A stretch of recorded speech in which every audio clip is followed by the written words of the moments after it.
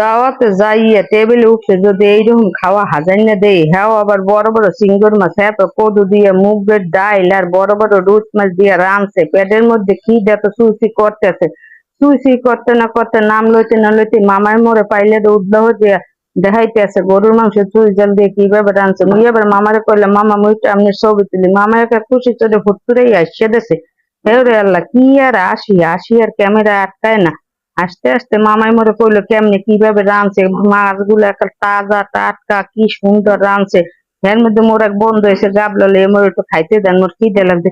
হ্যাঁ মামারা দেখছে না, হ্যাঁ মুই একটু অনেক জোর অনুরোধ করলাম, করার পর মামারে 2 পিস কদু দিল, আবার কদু লিয়ে গাবলা লইয়া ওইদিকে হাঁটতে গেল। টেবিলে দেখেন মামারা কি করতে আছে, মামারা আবার গামছা পিন্ধে লইছে দুইজনে। এত কদু এত মাছ কেড়ে খাওয়াবে, মগো একটু দিলে কি হয়।